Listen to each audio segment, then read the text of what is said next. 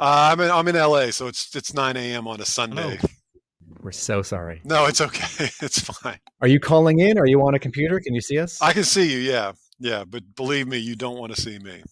Live from the Talking Joe Studios, it's Talking Joe.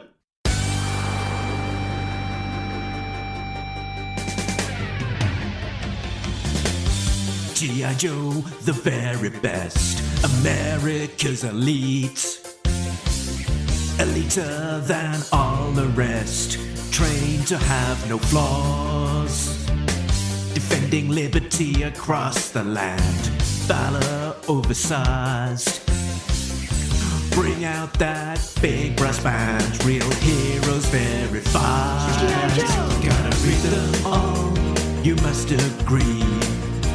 Elitist in history, G.I. Joe, oh there could be no end. In a world we must defend, G.I. Joe, gotta read them a courageous crew. Their colors red, white and blue. Mess with them and they'll shoot you. G.I. Joe, gotta read them all. Gotta read them all. Hey, it's me, Mark, and welcome to Talking Joe, everyone's favourite G.I. Joe comics podcast. Today, we are talking with Joe Casey. Joe is a comics writer who has worked on books such as X-Men, Cable, Adventures of Superman, WildC.A.T.S, and so much more. He's co-created characters such as America Chavez at Marvel, his own books such as GØDLAND and Butcher Baker, and he is also one of the creative team, Man of Action, and co-creators of Ben 10. But most importantly for us, he wrote G.I. Joe, America's Elite 0 through 18 in 2005 and 2006. And joining me to talk to him will be my co-host. It's Real American Tim. It's Tim Finn. Hello, Mark, and hello, listeners. I'm coming to you from my brother's basement in Maryland because I'm on a little family trip. Excellent. And I'm very excited to talk to our guest, so let's jump in. Here we go. It's Joe, the writer that we loved so much that we named our podcast after him. Very curious, yeah, but I think I got the joke there. Good stuff. Where are you joining us from today? The shadowy depths of Los Angeles, California. Have you always been a West Coast guy? Were you ever a New York guy or a Midwest guy? No, I grew up in the Southeast. I grew up in Tennessee, and I moved out to LA about 30 years ago. As an opening question, because I think a lot of comics people only think of you as a comics person. Can you tell us about Man of Action? Well, it's a sort of creative collective, a mobile writer's room. We all met doing comics. We all started out working together on the X-Men franchise at Marvel. Then we all quickly migrated over to the Superman franchise at DC. And the party line is we had trouble working on the franchises, but loved working with each other. So we decided in a very prescient move that we would join forces and see if we could make our way in Hollywood as a strength in numbers kind of fashion. That was back in 2000, I think. And so after a couple of not false starts, but sort of work tangents, we finally landed or created Ben 10 at Cartoon Network in about 2005. It took a couple of years to get on the air. And then from there, we were off to the races. We went down a animation rabbit hole that we're still in. And we've occasionally branched out into live action features and TV and things like that. So it was a long game bet that actually worked. Can't believe it. You used the word writers, like a writers collective, a writers room. When I look at the list of names, one or two of them, I think, comic book artists. Well, Duncan Rouleau draws comics. He's a great, great artist, but he's also a writer as well. And the other three of us are just writers. Okay. And it's always been the four of you. You haven't. It's not a rotating door, revolving door. Well, we've assembled over the years sort of a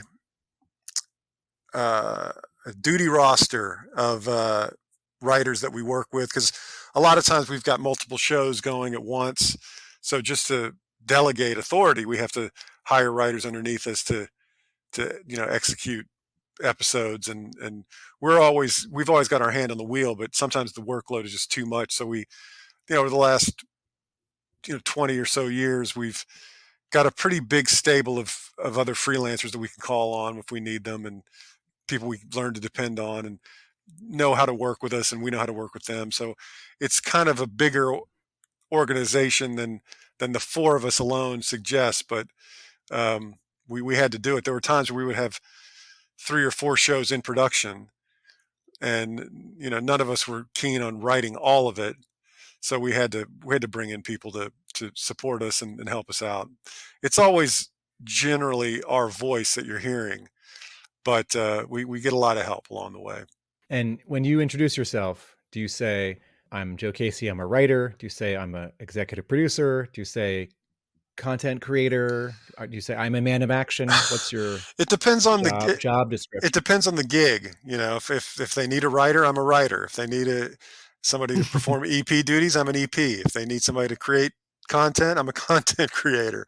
It's a very fluid kind of deal in Hollywood. You go where the money is, and you perform the duties that you need to perform in that circumstance.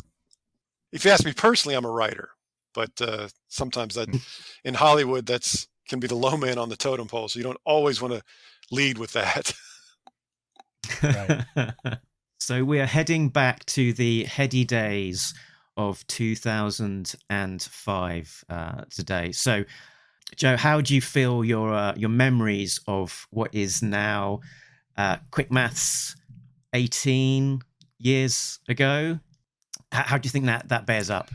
It's not bad. I pulled out all the trades, the 3 trades, and kind of refreshed my memory. And I actually I found, oddly enough, it wasn't that difficult to find, the original pitch notes that I sent in to Josh at Devils Wow. Poo. So I've got that little artifact I can excerpt from if the need arises. Nice. I think the need will arise. Okay, then.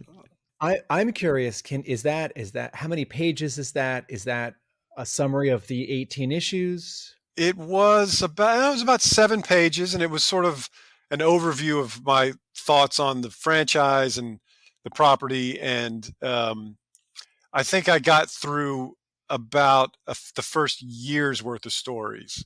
And they changed from this document, in some ways, which we can talk about a little bit. But I had the first 2 storylines in mind when I came up with the pitch and the approach, and then the third one with the Phoenix Guard and Cobra Commander as the chief of staff, that came later as I was writing the book. Uh-huh. Spoilers, by the way. If our listeners and viewers are following along, Mark, we'll post this after. Yeah, we'll post this after we've talked about issue 18. Yeah. Right. So yeah, if they've been listening along as we've gone, then there's they should be up to date in terms of us talking about 18. So we should be fine with spoilers. And if you're still finding stuff to be spoiled, then shame on you for not listening to the previous episode, listener.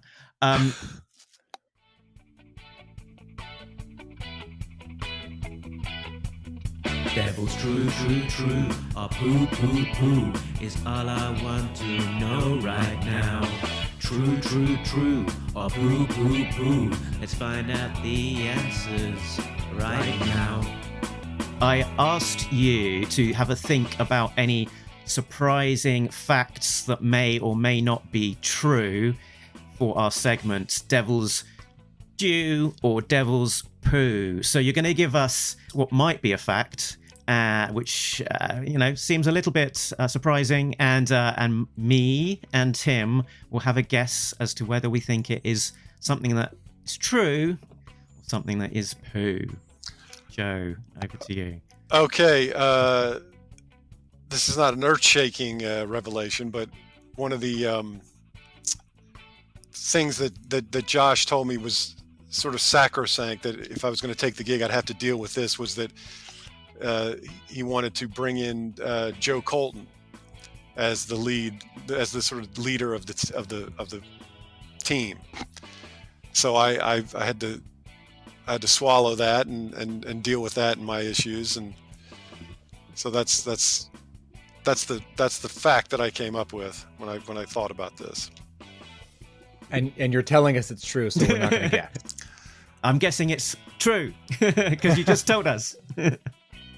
We also accept interesting trivia. It doesn't have to be phrased in the form of a true or false trivia. Oh, see, I misunderstood, because Joe Colton was totally my idea. I was just trying to, See, we threw us. Okay. Yes. Okay. I thought that's what the game was. I apologize. No. You phrased that it was... so clearly in the affirmative. We thought you were just telling us a true fact. You won. You won, Joe. So Joe Colton was your idea to bring into the team. Yes. As the leader figure. Correct. So I guess the follow-up is why? Well, I just felt like it hadn't been done, to my knowledge, to the extent that I wanted to do it. And I just felt like, he was the original G.I. Joe, and to not use him just seemed weird to me. And I had a take on that kind of character. I wanted to play him as, a more realistic Nick Fury type, sort of old and grizzled, but he was the inspiration for the entire organization. And I thought he worked as a sort of a spiritual figurehead for the team. Too old to go into combat, but could definitely lead from the sidelines or from the war room. And I just, when I taken on the gig, I was looking for new dynamics, new dramatic dynamics, new character dynamics, and that one seemed to me a natural. I mean, you're always looking for things that no one has done before, so you can claim some territory, some new territory, or at least some territory that feels new to your own sensibilities. And that was not a huge one, but that was, that from right off the bat. I mean, that's in my original pitch document, that I wanted to bring him in as the leader. Reading between the lines, this is a setup for drama, because if the Joe's established leader gets pushed aside, then they're going to resent Colton, or there may be issues of trust. Yeah, there's always, that's part of the character dynamics is, if being the inspiration for the team is one thing, but what does he mean in the present day? How are people going to react to him? How are people going to respond? And I'm not one to necessarily sow the seeds of discontent just to stir the pot. I didn't want it to be a situation where you looked at him with a side eye. I mean, I tried to write him as a genuine character who, wanted to do the job and do it well. So there was no undercurrent of like, will throw a wrench in the system and really stir up some shit. It was more of, it just made sense, and it created that new dynamic that felt fresh and was new territory to explore. Yeah, because he's a well-established character, but not in that role. That there was a sort of a kind of natural kind of leadership the role, but without the shorthand of knowing the details of all of the individual characters, so that they're all wanting to do the right thing, but Colton is getting a sense of exasperation that all of these things aren't quite going in his favor, and would have been, I guess, a different dynamic for an established leader in those relationships. Yeah, and it's also a sense of, if you're relaunching a series, you're looking for anything that is a way in for potentially a new reader. And it's one of the reasons they recruited me for the gig. So I was looking for ways to, just new ways in, so that somebody coming in fresh who might have read my Marvel or DC work but had never read G.I. Joe would not be thrown. I guess I felt like it's a book called G.I. Joe.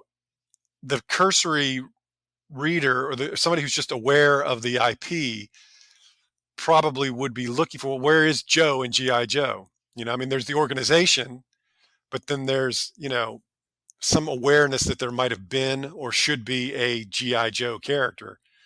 So I felt to leave him out was leaving something off the table that should have been there. Was there anything that you wanted to do that Blaylock said no? Nothing that was like substantial in its conception. I mean, there's some differences that evolved from what I pitched to what eventually saw print. Let me give you an example here. For instance, in the first storyline, the culprits were going to what I pitched originally, and this was based on things that Josh had told me about the previous series, which I read the whole thing, but he was telling me things that were possibly loose ends or things that were hanging on that could be picked up. So instead of what's his name, Vance, who was this guy that I pulled out of the old series, the Larry Hama series, the original Wingfield. Yeah, Vance Wingfield, that's right. Which I for the life of me, I know he's from the old series, but I can't remember exactly where I pulled him from. Early on, I thought, because I wanted that I think symmetry. it's like issue 4 or so, isn't it? Issue 4. Yeah, yes, because I wanted that symmetry of like as early of a nemesis I could find. But what I was saying is the original antagonist in that story was the Red Shadows, which I didn't know much about, but Josh had told me about a little bit. So in my pitch, I can read right from it. I said, okay, about the Red Shadows. I know Josh said they were introducing them as a mysterious group who's killing both Joes and Cobras. I don't recall seeing them in any of the issues I was sent, so I'm just going on my own ideas for what the Red Shadows could be, which sounds like I think I made the right decision in going back in Larry Hama continuity and finding somebody that was obscure but felt like more of a callback to the early comics. Also, in the final 2 issues before you pick up, the Red Shadows are the villains, and maybe the idea was that to bring them in the next month was going to be not enough of a fresh start. That's probably that, because we that's probably just saw them. That's probably the reason why I ultimately didn't do it, because we were talking and the previous series was still in its final phases of production. So that must have been what happened, where I said, hey, the Red Shadows you told me about. And he eventually came and said, yeah, we're going to use them in the last couple of issues. I said, okay, back to the drawing board. I mean, the whole thing about the plot was the same in terms of pulling satellites out of the sky and, dropping them on America. But who was responsible obviously then had to shift. Did you ever go to Chicago? Did you go to Devils Poo? No, I did not. You mean the offices? Yeah. No. Did you meet up with them at conventions or do signings or events? The only sort of G.I. Joe related event that I did, there was a convention in Minneapolis that took place the year the book launched, and it was a G.I. Joe themed convention. I forget what it was called, but they sent me out to that one to pimp the book, and I remember hung out with Tim Seeley there. He was there. I mean, Minneapolis is pretty close to Chicago, so there was, and then Josh was there too, I think. So it was as close, without being a Chicago con, it was probably as close to their hometown con as they could get. And like I said, it was G.I. Joe themed. There was a lot of stuff there. It was very cool to see in person. I'd never seen, what's the name of the aircraft carrier from back in the day, the big ass toy? I don't remember what it was, but they had the USS Flag. Yeah, the Flag. I'd never seen that in person before. I didn't know anybody that had it, and to see it all built, I remember being fairly impressed. I was like, "This is a toy? My God, who has room for this in their house?"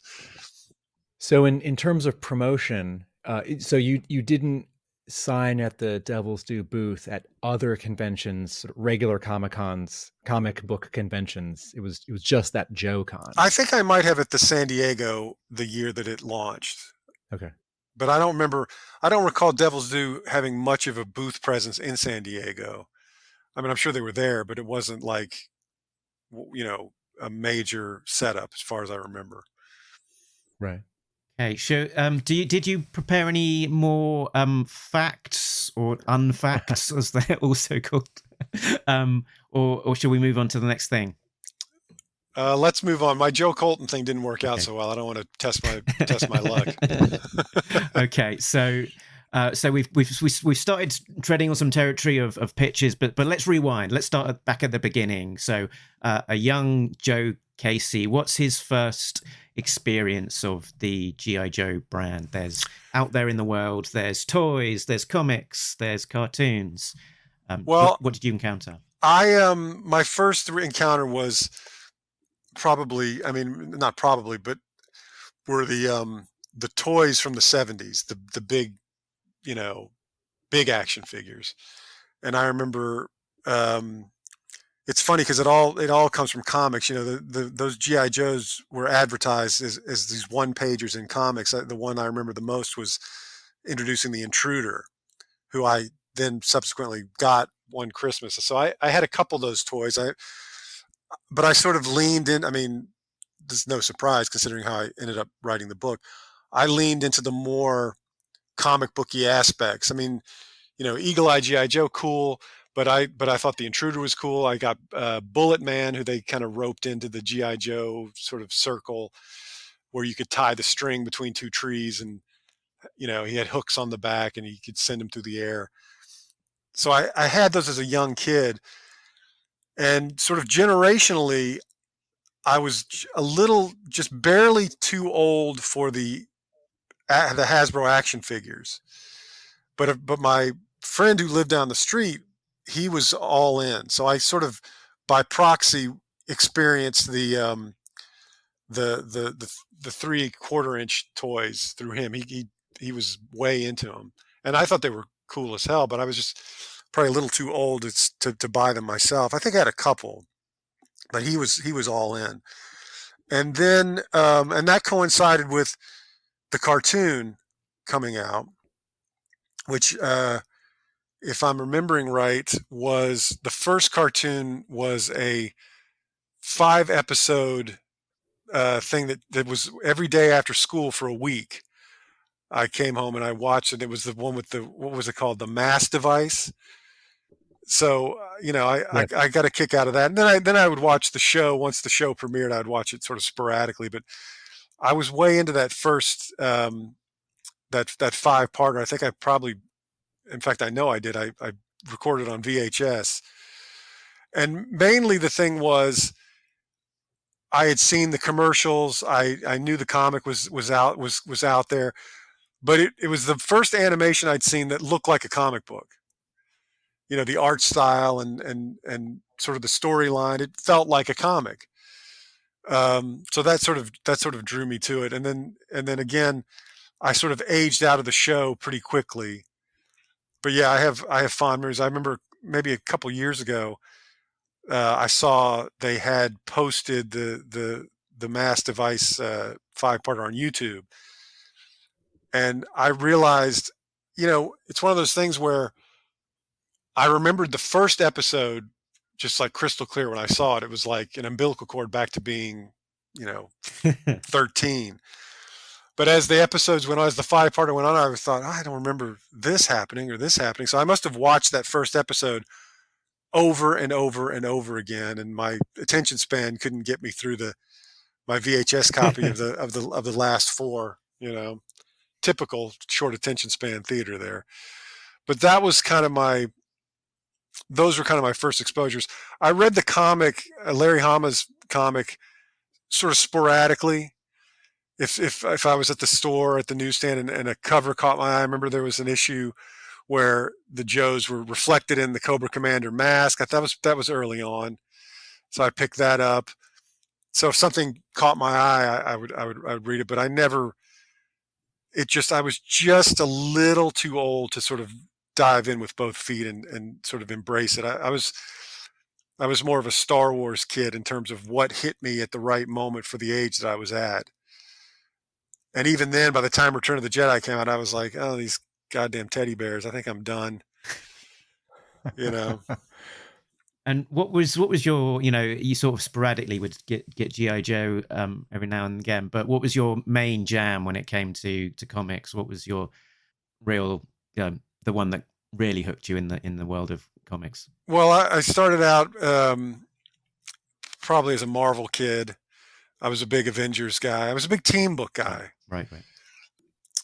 And in the 80s, it's funny. I was of the generation of where I was just about to probably age out of comics as well. But at that moment, the direct market was exploding, and there was a lot of independent work that was out there that kind of kept me hooked. And then 1986 rolls around with Dark Knight and Watchmen and all that, and that kept me around.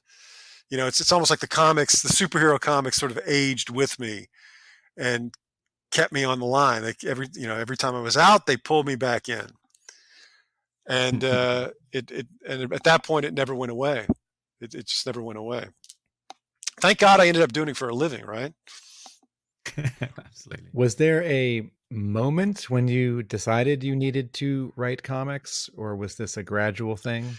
Well, when you're a little kid and you don't know any better, and you like comics and you're interested in that form, I was drawing my stick figure comics and they were horrible, and I was just trying to do what I could. At some point, the realization that I was not a very good artist dawned on me, thankfully early on, where both the ability was not quite there and the drive to get better was not there. My laziness gene kicked in, and I thought, the thing I loved about comics was the stories anyway, and the storytelling.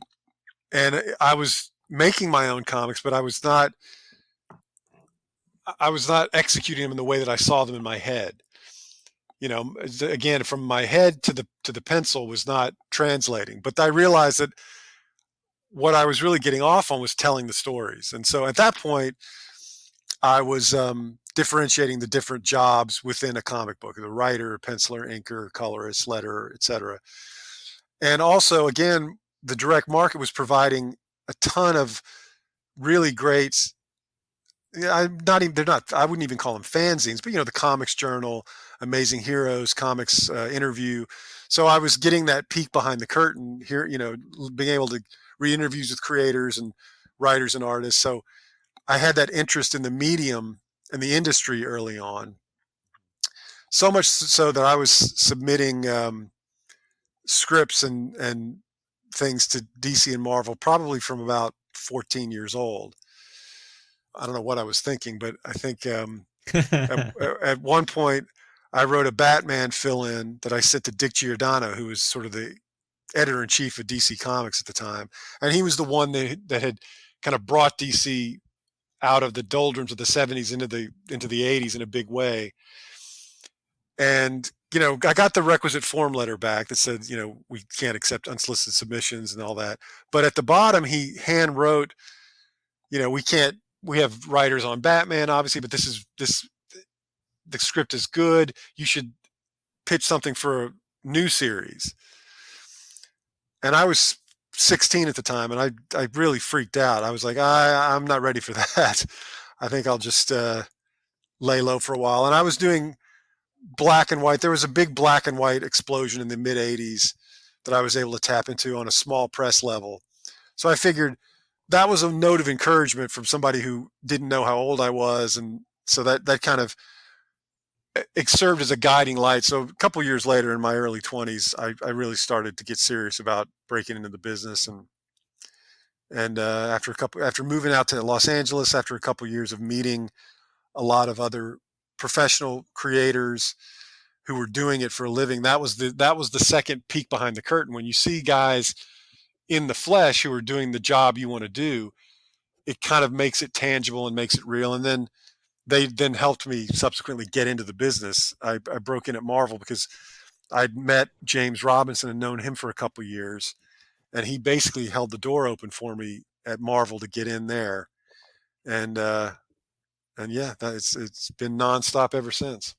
So yeah, in the Cable volume that I've got sat behind me, you sort of thank James Robinson for largely sort of kickstarting your career, and as you say, sort of holding the door open to get started, and you've got that incredible run on Cable with that sort of astonishing work from Ladron, also starting his sort of career there in Cable. So a sort of quite a grand start. So how did your career kind of navigate from that sort of those early footsteps into the eye line of Devil's Due? Well, I'd done a lot of fairly high profile work fairly quickly. Within the first 5 or 6 years of my career, I'd written Incredible Hulk, I'd written Uncanny X-Men, Adventures of Superman, big franchises. So I was visible, and Josh was starting up a little mini line of superhero comics called they had some title. Aftermath. That's correct. That's right. Yeah. And so he recruited me to write one of those. I did a book called Infantry, and that was how I got to know Josh, and we got on fairly well. Those books didn't last very long, but we had a good time doing them. And I think from there, he started talking to me about would I be interested in taking on G.I. Joe, which I certainly was. I mean, it wasn't. It was one of those things where, I just went through my history of G.I. Joe. I was not a dyed-in-the-wool, know everything about them fan. I had an awareness of them, and I knew what they meant to people who were those heavy-duty fans. But I was coming at it from like, I'd done the X-Men, I'd done Superman, I'd had some experience doing these big franchises. So this was another challenge, and I was attracted to the property. I mean, I saw the value in it, certainly. And I thought, based on they'd sent me the previous run or what had been done up to that point, and when I read through it, I thought, this is really good, but I see an opportunity to do something different or have my own take on the material, which is, what they wanted, I think. I mean, when you get into, it was the first time, I think, since Devils Due had gotten the property that they were going to do a relaunch of a series. So they were it was sort of by the numbers and, find maybe a left of center choice to spearhead it, get a fresh take and see if that, juices the sales at all. Because, I mean, that's, in a way, that's kind of what it's all about at the end of the day. What's going to give the sales a boost? And, that's where the Zero issue came from and the whole publishing plan that he came up with. Joe, did you write full script or plot? I wrote full script because I was not aware of, at the beginning. I mean, I think I knew that that Stefano was going to draw it, but I wasn't familiar with his work. I hadn't worked with him before. So just to cover my bases, I mean, I tended to work full script anyway. After my first few years at Marvel, I sort of switched over to full script, and for the most part have stayed in that format ever since. Did you meet Stefano? I've never met Stefano in person, not at conventions. We've never been at the same convention that I'm aware of. I mean, we'd emailed back and forth, obviously, once I got the gig. I think he was lined up to do it already when they hired me. Okay. So he and I got on email and got on really well. I mean, we had the same sensibility for what we wanted to do with the book. So it was, I think it was a pretty good partnership. And yeah, and certainly that issue 0, we were kind of slightly knocked off our feet by it. I think it's fair to say that it's a very cinematic, explosive, literally issue, and the art by Stefano with the coloring does look, it's impressive. Yeah. I want to go back to that previous answer, Joe. So the two of you were in line with what you wanted to do with the book. Mm-hmm. So we know about the sort of the theory of make it different, put your own stamp on it. But in terms of not an elevator pitch, but sort of bullet points or maybe feelings, do you recall what the two of you wanted to do with the book? Well, if you want, I'll read a little bit from the pitch, or my it wasn't really a pitch. It was sort of my first round of notes to them after I'd come up with what I wanted to do, or what I thought I should do. This is the second paragraph. The way to engage readers again is to play on their affection for the characters and subsequently put them through enough hell that readers feel like real consequences are at stake. I'm not big on military fiction, but I can fake the procedural stuff enough to get by. But as Josh and I discussed early on, I want to downplay the idea of G.I. Joe as being this enormous army and play them more as an elite special forces. A small cast coupled with really involving character-based storylines is the way to go. They're like the ultimate Green Berets. In fact, one of my models' inspiration for this whole thing, oddly enough, is Star Trek. And I'm thinking of a specific era of the movies, namely 2 through 4. In other words, the Harve Bennett, Nicholas Meyer films, two guys who weren't exactly Trekkies when they took on the franchise for Paramount. So that kind of gives you an idea what my mindset going in, how I sort of approached it. Yeah. Can I ask, do you know, were you the only person in the running for that relaunch when you were having that early discussion with Josh Blaylock, or do you think he was talking to other writers? You know, I don't know if I don't think it was a bake off once I said I would give it a shot. I mean, I'm sure if I'd have turned in something that was wildly off the mark that they would have moved on. But right. This document I was reading from was after conversations with Josh and feeling like, he wanted me to do it. I wanted to do it. He never told me he was talking to other writers, but I don't think anybody else ever wrote anything up to pitch or as a formal document to what their approach would be. So it wasn't quite a bake off, but I mean, I wouldn't be surprised if he talked to other people. I mean, if I were him. There's just as kind of the announcement of you coming onto the book at the time, there was a somewhat hilarious interview with Josh from with the Yojo website, where there, I guess they sort of take out a quote from an earlier interview of yours, which I guess it sort of comes back and bites you a little bit, that you're talking about the resurgence of 80s properties like Transformers, G.I. Joe, Battle of the Planets, Thundercats, He-Man, and that wave of 80s nostalgia which was sort of coming through. What was your feelings about the movement of all of these books? Like the wave that was happening at the time. I mean, I knew as it was happening, there was sort of inevitability that these things come back. I mean, everything is cyclical in pop culture. I would say any more inflammatory things I said back in the day were in service of propping up my persona as a writer in comics at the time. I mean, you got to understand, we were coming out of, at that point, or maybe we were still in it, this, what we all affectionately call the writer-driven era of comics, where writers were sort of in the driver's seat of the industry.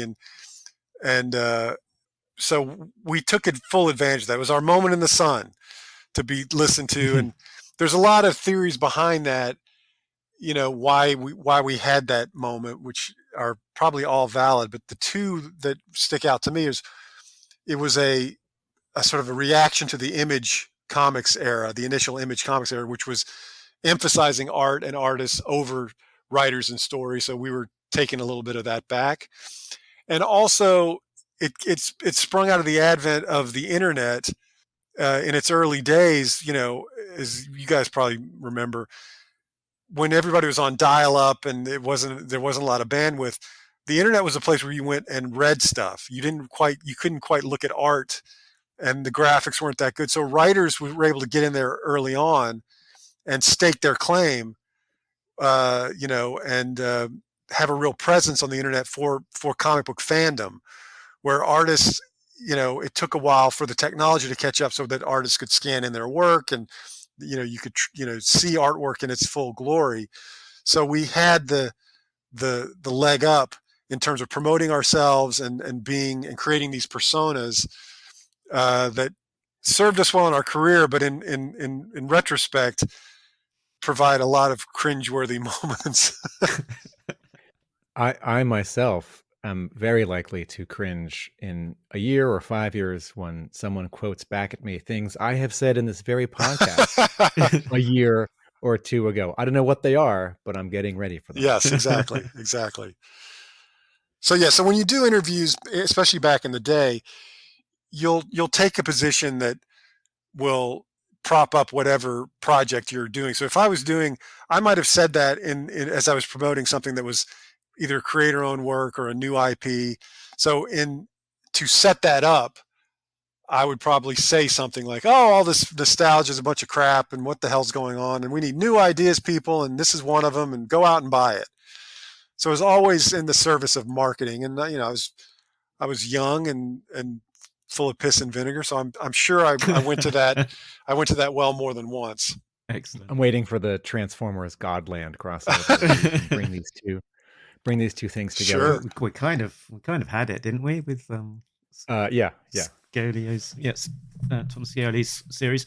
So yeah, sort of we're still kind of at the pitch stage. Is there any more you can sort of pick out from your pitch document to sort of give the context of what you thought you were going to do as you were going into it? I mean, I pitched. I know I pitched. Looking at this, I pitched the cast, the duty roster, as a smaller cast of characters. So I picked out the ones that I thought were the most iconic and the most recognizable. Like I said, I had a cursory knowledge of G.I. Joe, so that was my North Star. What were the characters that I knew of just from my general awareness of the characters? So I think, so I say here, based on what I read, as well as Josh's initial notes when he approached me about this, the best G.I. Joe cast would consist of Duke, Flint, Snake Eyes, Scarlet, Stalker, Roadblock, Shipwreck, and Storm Shadow. I said I'd also like to use Hawk, who is still on the injured list in a wheelchair. And then I said, instead of General Ray, I'd like to reinstate General Colton as the main leader of the team. So I knew going in who I wanted to, I wanted on the team, which, they were fine with. I don't think they came back and said, hey, can you use this guy too? Or can you not use that guy? I think that approach of like, who are the most recognizable cast members was pretty, everybody agreed on that. So after your first arc, Caselli stops drawing the book, Mm-hmm. but he sticks around for a few covers. And you have two main collaborators for the second arc and the third arc. Nelson Blake II. Right. Am I remembering this correctly, Mark? And then Josh Medors. Did you have interactions with them? You were writing full script. Did you meet them? Did you talk about what you wanted the book to be? Or was it like, oh, here's a new artist, keep going? It was more the latter. I mean, at that point I was probably so far ahead on scripts that it was probably a situation where I was writing for Stefano once we started to lock in the first couple of issues. And then, this happens quite a lot in monthly comics where you're now envisioning one style and one artist that you're sort of getting comfortable with. And you've written several scripts to that artist, probably to the point where I'm in the scripts, I'm going, Stefano, this shot is a wide shot and it gets more personal. And then they say, hey, by the way, Stefano's gone to Marvel, or he's got another gig, or he can't keep up, or whatever the situation was at the time. And you just roll with it. You just fingers crossed, hope for the best. I mean, Josh has pretty good taste in artists. And so I was never worried that whoever he would get would not be able to do the job.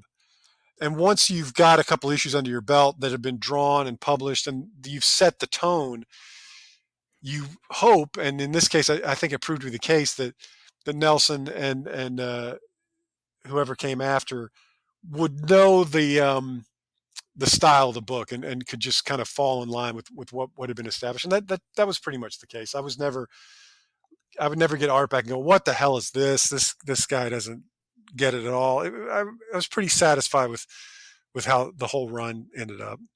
I had a question, sort of going back almost to the start again, which was that to what extent, if any, do you think that your plans of how you envisioned, like how you wanted to start your book from, fed back into how the previous series ended up? So was the kind of the wrap up of the previous run sort of slightly, trying to direct it into the how you wanted to pick things up? For example, like you've got Flint as a widow with a lot of anger, deservedly so, and that's obviously because of the death of Lady J in the previous run. Was any of that kind of stuff feeding into how you wanted to start things up? No, I would never do that to another writer. I would never say, please do this because it helps me out. I can tell you this about Lady J because I'm seeing it in the pitch document. As I was sort of outlining the first storyline, I have a little aside here. It says, another continuity note. Josh had said something about Lady J being dead and thus casting Flint into a darker characterization. I hope this is still happening because it definitely gives me more shades to color Flint with. So that was clearly something that they were talking about. I don't know if they had done it yet, or I assume that happened at the end of the run. But Yeah. but for me, as a, creatively, I'm looking for those things. Like, what are the character hooks that are different from the previous run? And that was a situation where he had mentioned it, and I was, you know, all for it, because the purpose that it served for me is it gave me a way into Flint's character. It gave him something to someone to be at the start of my series, and to take him on a journey too. So I was just telling, my feeling, just like that Lady Jane. I was like, just tell me where these guys are, and I'll work from that. Tell me what you're putting them through. Tell me how you're ending the series, and however that is, I'll just pick up from there, and I'll lean into it as best I can. And I was grateful about that Flint development, because it did hook me into that character in a way that I wouldn't have previously. Before issue 13 was published, Devils Due released a 25-cent issue that had a really short lead story that you didn't write. It was 6 pages, and then some text character pages. And it was another hook, gimmick, but I don't mean that in a negative way, for the market to, shake things up and remind people and maybe lure them back or get them to notice again. And it sets up some story that's going to happen in 13 and after, although it comes out the same month as 11. And again, you didn't work on it, but Mike O'Sullivan, the editor, wrote that story. Do you remember any coordination around that? I was looking at that early. The only thing I remember about that is that I don't know who was campaigning for it. I'm sure it was Josh, that wanted Spirit back in the book in some capacity. So maybe he was a favorite character of his. I mean, who knows? But we'd probably already talked about what the third storyline was going to be. And it was, not a negotiation. I was happy to do whatever he, suggested, if I thought it made sense. I mean, if it didn't, I would try to talk him out of it, but that never really happened as far as I remember. So I think that was, it was a situation where he wanted to use Spirit. How do we get him in? I might have, we might have had a phone call or an email exchange about like how it could be done. I don't recall having much input into that story. Again, with the Flint thing, I was more of a sense of, okay, you want to use Spirit. He seems cool. How would you want to bring him into this? And then once we sort of maybe spitballed some ideas, but I'm sure it mostly came from them. And just like with Flint, I said, okay, then if that's what you're going to do to bring him back, or you're going to do this story, then that can inform how I feed him back into the main storyline. So it was pretty collaborative, but again, I would always defer to Josh and the editorial team, because, I knew what I was there to do. I knew why I was there. It was not to be the G.I. Joe expert. So whenever they could always, lay that card down of like what they felt as fans was going to be best for the readers, because I did know that, and it turned out to be the case after I left the book. I knew that keeping that tight, small, focused cast, I was only going to be able to hold on to that for so long. When fan response and not pressure in a good way, not bad pressure, but it was inevitable that you'd hear feedback like, well, what about this character? What about that character? So I knew that I could only keep the thing tight and focused for just so long. So when they would come to me and say, in this case, we want to get Spirit back in the book, I didn't have any problem. I knew those things were inevitable, so I did the best I could with it. And Spirit's a cool character. I mean, he's individualistic within the whole roster. So I don't recall there wasn't any fighting back on that decision at all. We're talking about editorial coordination, and another example that we picked up on as we were reading through was there's the Major Blood issue where he's having a fight with Storm Shadow on the top of the Sydney Opera House. And in passing, he mentions that he's killed a G.I. Joe, which isn't then followed up within the main book, but then Mike O'Sullivan writes a story in Special Missions. So we were guessing that possibly this was something that Mike asked to be included so that he could then follow it up on one of these side stories. I'm sure that was the case. And it's funny because that was, I didn't do much with him, but for some reason, even from when I was a kid, I loved Major Blood. I don't know why. Just something about that character kind of spoke to me in some weird kind of way. I mean, him and Destro, I thought, because they were coming out of superhero comics, they were the most sort of super villain-esque. I mean, at the time, it got wilder later. I'm well aware, Yeah. but in those early days, in terms of the action figures in the comics, those were the bad guys that kind of caught my interest. So I didn't do enough with him that I think I probably wanted to do. Major Blood also makes some big appearances in those first 5 animated episodes of G.I. Joe. Yes, that's true. And so as present as he is in the comic and as bold as the visual is for his toy package and his toy, he's got this great accent and he's got this high-pitched voice, and he kidnaps the scientist and ties him to a tree and disguises himself as him and tears the mask off and welcomes the Joes and starts shooting. Yeah, he's great. Another sort of slightly left field character that appeared early in the run was Cesspool, who wasn't used very often in the comics or other media, and he's sort of unwell. He's in bed and he's being cared for by, I think, his this wife, and he's being investigated by Scarlet, and they come across these creepy robot children who incapacitate Scarlet, and she's captured and passed on to Destro. So there's a great one of my favorite characters that makes an appearance there in Cesspool, but that sort of plot line doesn't get followed up. Was that something that was originally intended to be bigger, or was it just one of these sort of side quests? Well, I mean, it's probably more of a side quest. I mean, when you write long form superhero narratives, I mean, this is how I learned how to do it.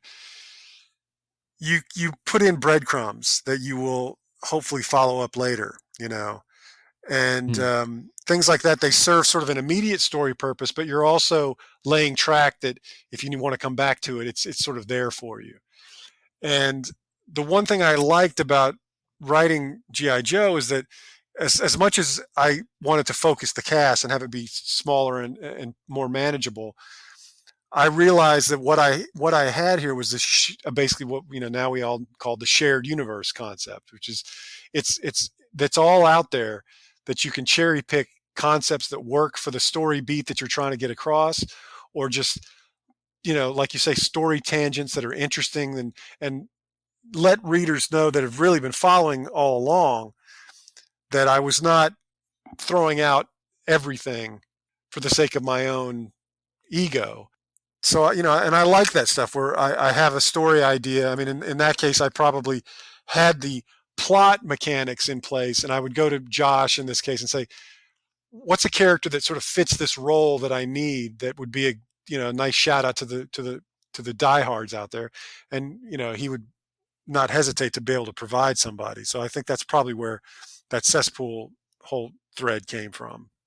So you were talking about the pitch doc, and I think it was, if I'm understanding correctly, the first 2 arcs were essentially laid out fairly closely, which is, I guess, the satellite storyline and the Joes ultimately defeating that, and then the second one was the sort of the death and resurrection of Snake Eyes. Yeah. Did you stick relatively closely to that original pitch? Well, aside from, I'm looking at it right now, I outlined the first, I mean, keep in mind, this was before there was a 0 issue. So my issue 1 that I pitched ended up becoming the 0 issue. So I had the first 3 issues fairly laid out. And then there's a section that says, this basically says issue 4 and beyond, which I sort of encapsulate things and summarize things fairly generally. But it has, and some of the things with the Snake Eyes story, the second storyline, there were details in there that I'm sure changed, but the overall movement of the story was pretty laid out. I'm looking at it right now. I also had along with the Snake Eyes death, I had the whole Duke tracks down. What was it? I've got it here pitched as a former Crimson Guard gone rogue. I heard you refer to this as the sort of Heart of Darkness or Apocalypse Now arc of the book, which I thought, which we didn't really pick up on when we're talking about, but absolutely makes sense. Yeah, that's exactly what it was. I mean, I'm a huge fan of that movie, and so that was a way to scratch that creative itch, you know. And I thought it turned out fairly well. I mean, it kept. That was definitely an aim to kind of do a story like that. I think I pulled it off as well as I could at the time. That's kind of where your pitch got to in terms of the thinking, and then I guess once you'd got to the end of that story, you're kind of thinking, what is then Act 3? Yeah, well, I mean, in terms of the pitch document, once you pitch, you know, the death of a major character, you wonder if that's going to fly. So I probably just didn't go much further beyond that, thinking if they shut this down because of that, then what's the point of doing it? I know, because I know I didn't have the idea of Cobra Commander, you know, infiltrating the White House until I was into my run, because you know, you get emboldened by what you're able to pull off. You know, when they say yes, you can kill Snake Eyes, and I was like, oh, all right, then what else can we do? You know. So that's probably how that third storyline came about. Yeah, unlike like the death of Superman, though, for Snake Eyes, it was a fairly short-lived death. We didn't have years without the Snake Eyes and multiple pretender Snake Eyes or anything like that. It's only 1 year, Mark. Superman dies in November '92. It felt like a long time. Stories start up again in March, and by the summer or the fall, he's back. There is a resemblance in that both stories have the character die and then their bodies are stolen. But anyway, yeah, I mean, you know, I wanted drama, but I didn't want to. One of the sort of strikes against long form narratives is when you have stories drag out too long. To me, that's death, and usually that happens when you don't have an ending, or you don't have a way to resolve the things you've set up. But I did know how this was going to play out. So I figured, you know, I knew that Snake Eyes was basically the most popular character, and that to take him off the table for too long would have not served the book well. It would not have served fans well. It would not have served sales well. And I had not seen that kind of death of, you know, take your pick character done like this, where it was just one story. You know, it was just, you know, very tight 6 issues of, you know, conflict and resolution. And because you know, it's a gimmick. Let's be honest. I mean, the death of a character is a gimmick. It's there to goose interest and goose sales. So I knew that going in, but I knew what I didn't want to do was drag it out in any way and you know, extend the misery that anyone would have of having their favorite character, or maybe the most popular character, dead and off the table for too long. That arc sort of lent very much into one side of G.I. Joe comics, which is the sort of the mystical ninja side, almost the superhero side of the ninjas. And then at the end of the arc, the pendulum, it sort of swings very much the other way, and it's established, you know, Snake Eyes is going to be now a commando on the other side of the spectrum, the more sort of military realistic side of the spectrum. Was that kind of intentional to please different sort of sides of the G.I. Joe audience? Well, I mean, I hope if that was the case, it was then that's a good side benefit. But it was mainly for my own take on the flexibility of a good IP. You know, the first storyline is very, you know, it's character based. It has to do with a guy settling an old score, but I mean, I hesitate to say it's grounded in reality, but I mean, it wasn't so fanciful that you stretched your ability to believe in what was going on. So then the way to follow it up is to go in the opposite direction and go for things that are very, you know, mystical and spiritual, and like you said, tap into that side of the franchise, which is there with Snake Eyes and Storm Shadow. And then from there, going to heavy sort of a political thriller, basically, with a, sort of, assault on Precinct 13 kind of vibe as well, So it was all about, for me, not proving, because I didn't need to prove it, and it's certainly been proven way before me, but that the flexibility of a franchise is a sign of its staying power. And if you look at things like Superman, Batman, Spider-Man, they've gone through different interpretations, different types of stories, which only proves their durability. And that's so my background in superhero comics, I wanted to apply that mentality to the G.I. Joe book as best I could. And so I hope that readers didn't feel like they were being, slingshot from one extreme to another, but it all fit to me. It was all of a piece, because the characters are so varied that it lends its way into different types of stories. I mean, that's the tenet of a team book. If you're doing a team book of any kind, you want a roster that allows you access to different genres of story. And so I looked at the roster that I picked, and I realized, okay, I've got, just from this small cast of characters, I've got access to different types of stories. So that was sort of the thinking behind what we're talking about there. Joe, when did you know that you were done? I think after doing that Phoenix Guard story and juggling all those characters, that I think I was probably burnt out. And I knew, like I said before, I knew that they were on the road to expanding the cast anyway. That's what they wanted. And I just thought, well, I mean, I could stick around and try to make that work, but that was not what I signed up for. And it was not, there was no bad feelings. I mean, like I said, I knew it would eventually go there, because after a year and a half of one approach, one sort of set of storytelling values, it's only natural that you want to shift gears and go somewhere else with it. And if I recall, they had the general notion of where they would like for it to go already. I mean, so the conversations would start out like, hey, we're thinking about, what do you think about this type of story? What do you think about this? We had this idea that we wanted to run by you.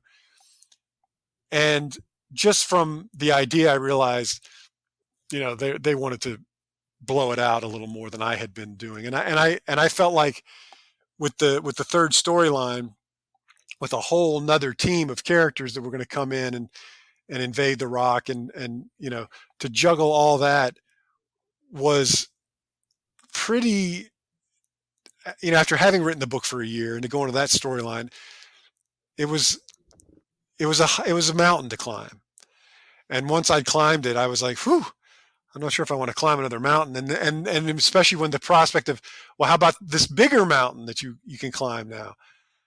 I thought, it's best to leave it in more capable hands than mine to do that kind of a story. Because, the last thing I'd want to do to any IP that I don't own is to stick around longer than I'm useful. So I felt like, I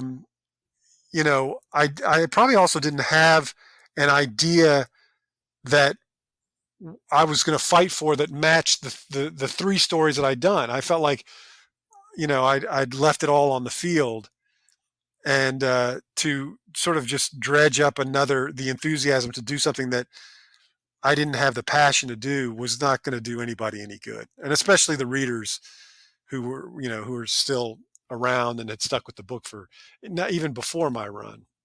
Did you have a sense that readers were responding to your run either favorably with letters or email or message board comments? Do you have a sense that sales were good, going up, going down?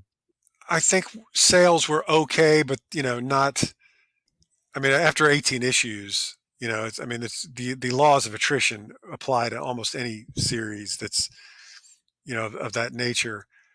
And as far as fan response, anytime you take on a sort of a beloved IP, you've got to be ready for the slings and arrows of that dedicated fan base. I'd been through it already with the X-Men. I mean, that was a gauntlet unlike anything I'd ever experienced before. So my skin had thickened up by that point. So, I mean, I recall it being a fairly balanced response between people who liked it and people who didn't like it. But again, I was expecting that. I mean, the thing about my general take on the concept of fame is that you can count on if a million people know who you are, that's fame. But within that million people, you can pretty much guarantee that 500,000 like you and 500,000 hate you. That's the nature of fame.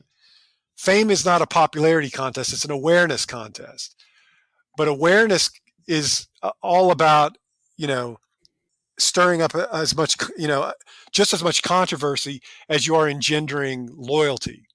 And with a big franchise like G.I. Joe, I knew that there was just as much hate watching as there was, people being into what I was doing.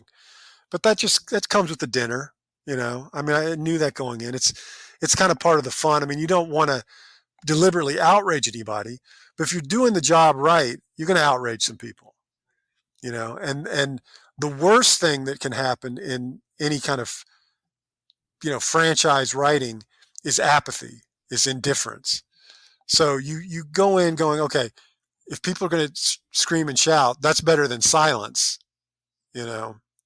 I'll take that over silence any day. And so there was some screaming and shouting, but it wasn't overwhelming one way or the other. I would say it was a pretty even split as far as what I was paying attention to. Now, I might have not been paying as close attention as, Josh, for instance, but my sense of it was pretty even split. You mentioned towards the beginning of this that with the age of the writer, that possibly some of your fans who weren't G.I. Joe fans might follow you onto the book. Did you get a sense of how the non-Joe fans who sort of came on along with you responded to your work on this? I think the fans that liked it, that were new to it, I was delivering what they were used to in terms of story dynamics and format. I mean, it was, like I said, I approached it in terms of character dynamics as a superhero team book.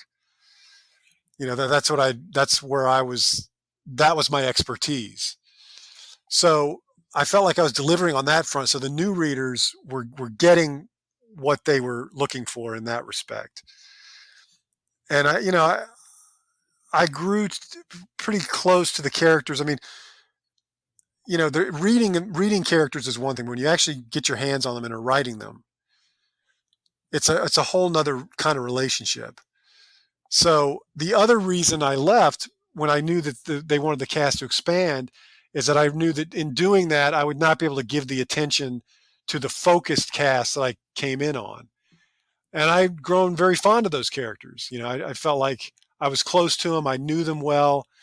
And I didn't want to dilute my relationship with those characters that I'd built up over a year and a half, 2 years, with having to bring in, more characters and, and have to give them the proper attention. And it just, for me as a writer, it dilutes the thing that I came in to do, which was smaller cast, focused characterization, and hopefully get people on board with, I wanted fans of, Stalker, for instance, which was to me one of the original guys.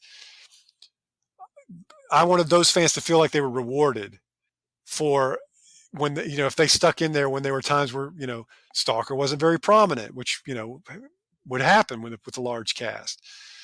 So I was trying to be sort of faithful to those fans of those characters, because I had grown to be fans of those characters. That's one reason I picked them out, not just because of the awareness on a sort of pop cultural level, but as I had read the previous run, I've gravitated towards those characters. I was fans of those characters too, And looking at the overall set of, I guess, 19 issues in total, how do you think it fits into your overall body of work? And is there a particular thing that you think worked best and maybe something that you think in retrospect didn't work as well?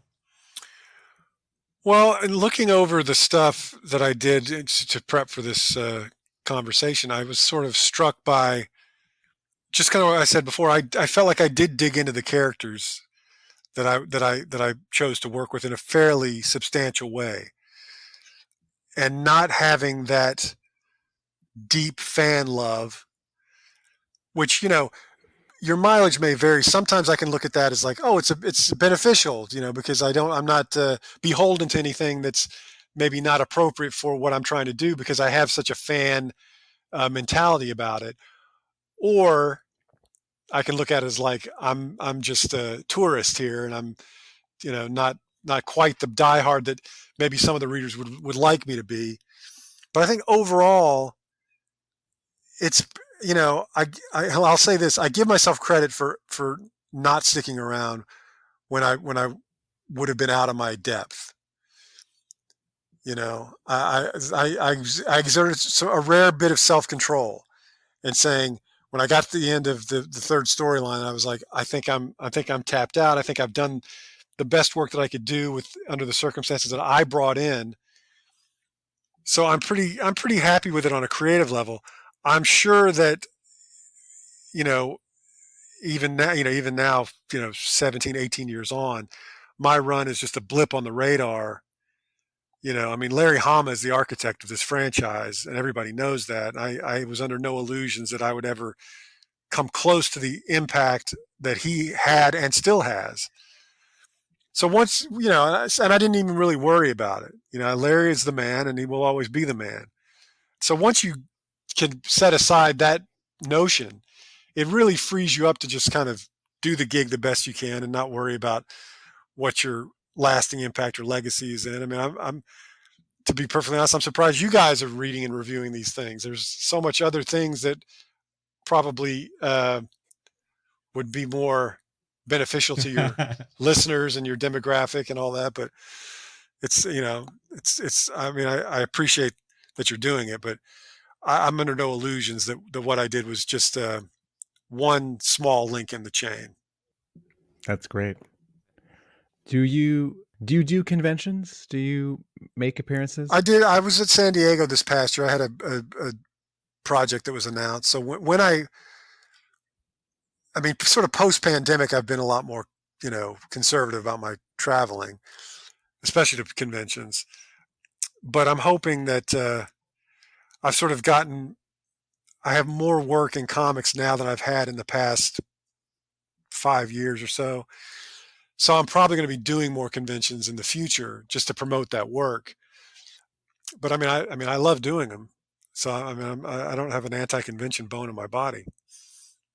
That's a good segue. So TV work can be more glamorous. It pays better. You work in TV and also in comics. So what brings you back to comics, or why do comics when you can do TV? Love of the game. I mean, they're my first love. They're my longest love. They're probably the longest relationship I've ever had in life is with comic books, and they've served me well. I mean, I've said this many times. I don't need them to love me back because therein lies madness. But it's one of those things where they hooked me at such an early age, and not necessarily the content as much as the medium. It's like, there's that line in Good Will Hunting where the guy's describing Mozart just looked at the piano and just knew how to play. And it's sort of a similar thing. It was love at first sight from when I was 5 years old. I got this medium. I understood it. I mean, I knew I was going to study it and learn about it. But comics are a thing where even adults who come to it, you hear those stories about, how do I read these things? Which balloon do I read first? Which picture do I look at first? That's it's amazing that anybody has that those issues, but I know that they exist. For me, it was just the opposite. From a very young age, I felt like this was the language that I spoke best. And so it's a lifelong passion. It's a lifelong relationship. When TV work or other parts of the entertainment business take me away from comics, it's very painful. It's very, I long for them when I'm not doing them. And that's why just recently, I've gotten back into them in a big bad way on several fronts. I mean, I've always kept my hand. I've been doing creator-owned stuff through Image all along the way, but that would end up being, maybe a mini series or two a year. And certainly in the past couple of years, I've had not much work out at all. But that's because I've been sort of woodshedding and writing comics like they're going out of fashion. So over the next couple of years, you're going to see a lot of stuff with my name on it, for better or worse, on the stands. And I couldn't be more thrilled. I mean, it's like there were times, and sometimes G.I. Joe was this way too, where it was hard work to get into that IP and to study it and to get familiar with it and to focus it and to do what I tried to do with it. It was not just a walk in the park. But now I've done enough work and I've been through enough scenarios in the business and in the industry that it's such a pleasure now to write comics that I couldn't imagine ever giving it up, as long as, I mean, and the beauty of it is, I mean, right now I'm doing a lot of stuff for DC and other publishers where it's more of a work for hire situation. But my deal with Image Comics is that they pretty much let me do whatever I want in terms of creator-owned work. So I'm just in such a privileged position of, if I have an idea, I can execute it. I can put it out there for the world to see with no filter. So that's I've worked in this business 25 years to get to that point. So now to go back to things like, I'm doing a book for DC Comics that'll be coming out next year, a General Zod monthly series. It's coming out of the Superman office. It's just pure fun. My career doesn't depend on any one gig to make or break me. So I'm just having the best time I've ever had writing comics just in the last couple of years. This series is drawn by Dan McDade. Yes, called Kneel Before Zod, which has some pop cultural significance, I think. Is the series that was announced this summer, or are there any current or immediately upcoming comics projects that you want to tell us and our audience about? Well, I just put out the first issue of a creator-owned miniseries from Image called Junior Baker, the Righteous Faker, which is a sequel series to a book I did about 12 years ago called Butcher Baker, the Righteous Maker. And this is sort of a continuation of that concept. And then I'm doing a book for Image, which takes an old character called Dutch from the original Youngblood series. From Team Youngblood. Exactly, Team Youngblood. And bringing him into the present day. It's sort of a, what happened to Dutch 30 years later, which then will spin out into another book coming next year, which has not been announced yet, but will revisit the original shared Image universe in a different way. So that'll be next spring. And then Kneel Before Zod starts in January. And then there's a couple other things that have already been written, but are working with artists that, let's just say, need a lot of lead time. So just waiting for those things to get drawn, and then we'll put them out. Right. So people are going to be sick of me, man. This time next year, oh my God. I don't think people will be sick of you. A question which I had, this is the perfect question since we're out of time and since it's not on G.I. Joe, a question that I wanted to ask, which is a terrible interview question and reveals me as not any kind of writer or journalist or interviewer. I'm intrigued. Just some fan. The question which I mentioned to Mark before you got on, my question to you would be, how was your Wildcats so awesome? And that just reminds me of whenever I go to a film festival or a convention and the questions are not screened beforehand.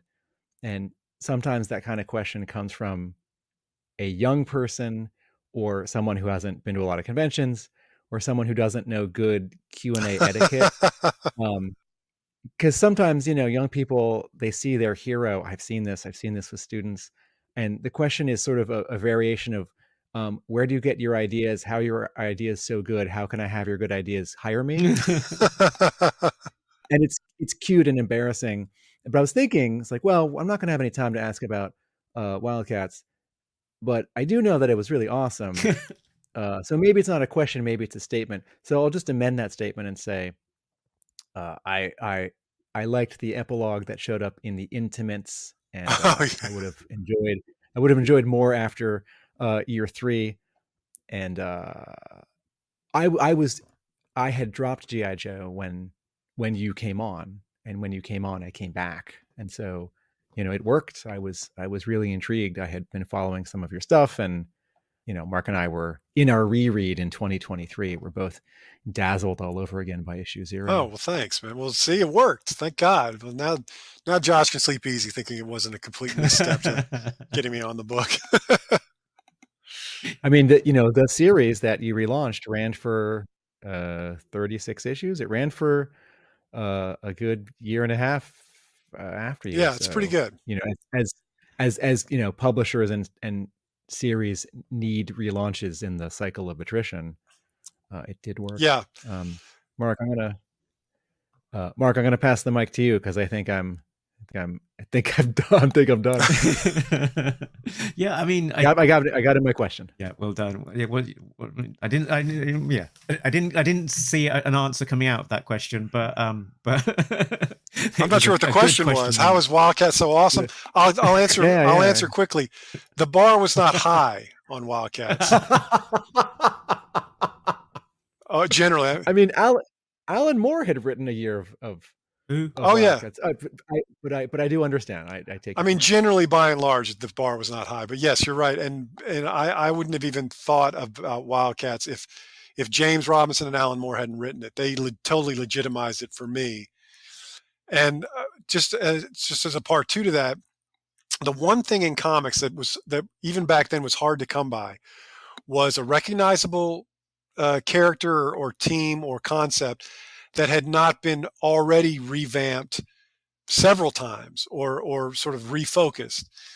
And as a kid growing up, that was a big deal for me. Like Alan Moore on Swamp Thing, Frank Miller on Daredevil, Walt Simonson on Thor, taking these long-standing IP and putting a new coat of paint on them is part of the comic book landscape. Certainly in the mainstream where it's all work for hire and you're standing on the shoulders of giants, but you're putting your spin on something.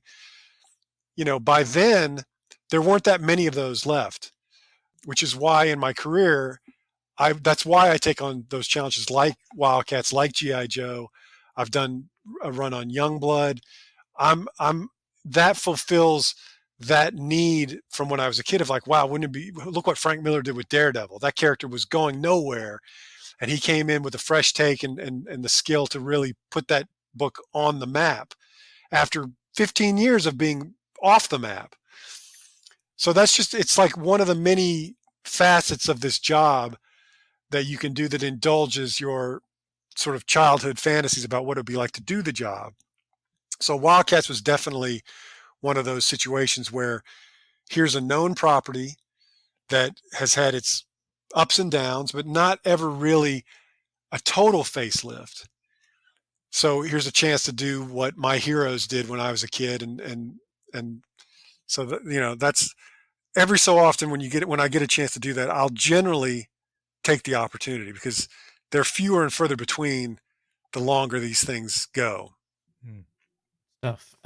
So I think we're in the wrap up stage. So massive thanks to Joe Casey for joining us. And as always, when we do these kind of things, it's fascinating to kind of get the behind the scenes direct and kind of understand the things that we're sort of speculating as we're reading along about where some of these ideas are coming from, what the events are that are surrounding them. So it's it kind of really adds an extra layer on for me as we're sort of digging into this stuff. And if you, as the audience, enjoyed this and you're new to us, you can check us out over at talkingjoe.uk. That's the website. It's got links to all of our things. We're doing a deep dive look back at the America's Elite era, which is why we've been talking to Joe. So you join us for more of that and more besides. I can't wait to hear you guys tear apart the rest of the run. I think there's a trajectory. We just, for preparation of this, finished our reread. I really like the way that the how things ended up, but yeah, we'll get into the detail of that on a separate show.